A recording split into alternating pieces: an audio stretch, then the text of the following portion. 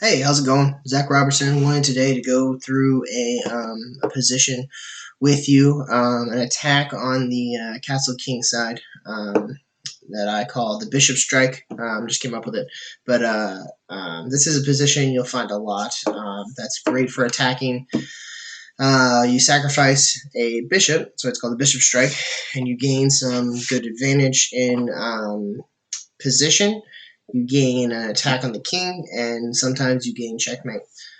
Let's look at it. So I found this game online, and he used this quite well. So he just castled, and then the king castled. And here's what we're looking at here. We see a bishop with a direct line to the king here. That's checking the king. King's on the corner. We see the knight that can come in here and also attack this square. And the queen that can come here and also attack this square. So we've got three pieces here that are looking at this square right by the king. Now that's important, but we're also looking at this knight here that can attack, that can defend this square, and we need this knight gone. So in the game, he went ahead and played e5 to try to push this knight away, and after captures, his opponent made a blunder and moved the knight away. Now, it is a blunder because now we can do this move. So, sacrifices the bishop to attack the king.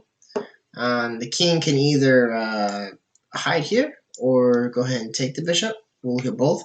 So 9 out of 10 times you're going to see them take the bishop because that's just logical. So we're going to go ahead and send our knight in to check the king.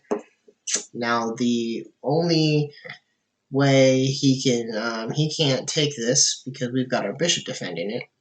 So he can move here, he can move here, and he can move either of these. Any of these are bad. So his best move is probably, his best looking move that he's going to want to move to is just back here, get back in his hideout. If he goes here, we've got a discovered check here. So that's going to be bad news for him after f7. He's in check. He has to move or block or whatever, and then we gain a queen. So he's not going to want to do that. So most likely he's going to jump back in his hole here.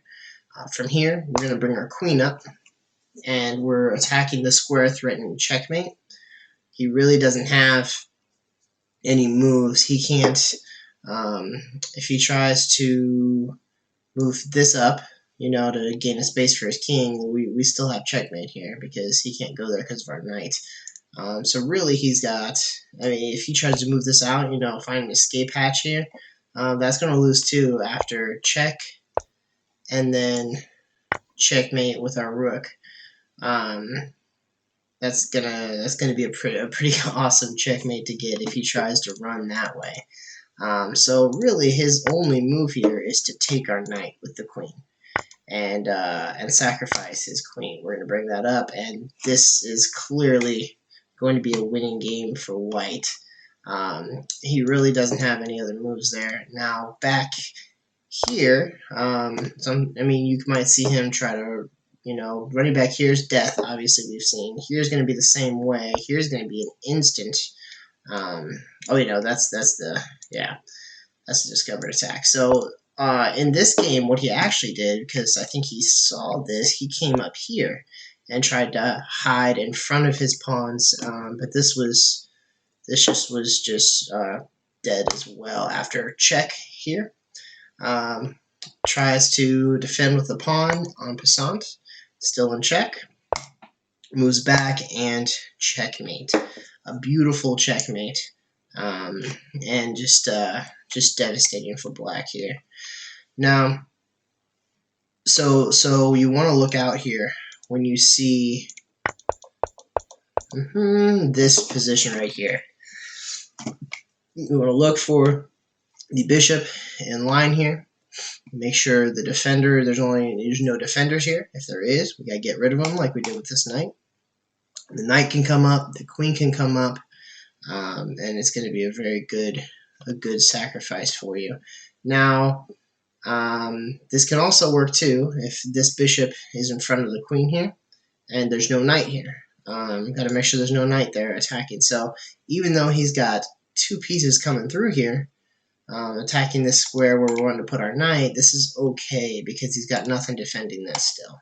So after we take, check, he takes back, we can still throw our knight up here, and then takes, and then we're not going to immediately take back with the bishop because that would just, lose a piece if we do that. Instead, we're going to come up with check. He's got 2 ways to defend this. He can run back to g8 or block with his bishop. If he decides to run back to g8, we're just going to take that. We're up a piece. He'll come down, we move back. If he decides to block with the bishop, then we're just still going to take. And after he takes, we'll go ahead and take this pawn up here with our rook that we're defending with the queen here. His best move is to just trade, and we're in incredible position. We're down 1 piece. However, his king is out in the open. His king is cornered. We've got room to pull this out and bring our rook into the game. He has literally 2 active pieces, if you can even call this bishop active. It's on a good diagonal, but it really needs to get out and play, and these 2 aren't doing anything. So White's going to have a great game here, as long as he, plays carefully. Now, we want to make sure here that we don't go too early. For instance, right here, if we were to go ahead and attack after he takes here, that's bad news for us, because he still has that knight here defending. And I'll show you what happens here. If we go ahead and take, he's going to take back with that knight, and then we can take here, and we were just down a piece. We're just down a piece, which is just a waste. Or we can go ahead and go here and try to gain the material like we want. And after takes, and then he comes down. We really have nothing going on. I mean, we'll bring our bishop out, but this, honestly, I looked at Stockfish. This is a -8 for black. Black is crushing in this position. He's got to bring these down. This is a discovered check. He's got, after he brings us out, he's just destroying. So do not launch into this if they have their knight there defending. Make sure you get rid of the knight first. Scare him away, however you can, and then launch into this. And this, I think, will be a great tool for you to use in your games. Let me know what you think. Let me know if you have questions. Go over this a couple times. Try to use it in your games. Whenever you find something like this, the more you can try to actually use it in games, the more it'll stick in your brain. I know positions like this can be hard to spot and remember, but the more you do it, the better you'll get at it. Like, subscribe. Let me know what you think. Thanks, guys.